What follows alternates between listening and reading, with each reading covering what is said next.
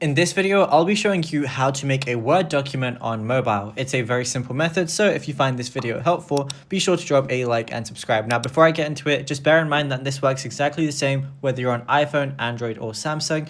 But all you want to do is you want to download the Microsoft Word application. So we're going to open up the App Store and just search up Microsoft Word, which is going to look something like this. Then just go ahead and install it. So then after you've installed it, all you want to do is go ahead and open it. But if you want to find it on your homepage, it's going to be somewhere on your homepage.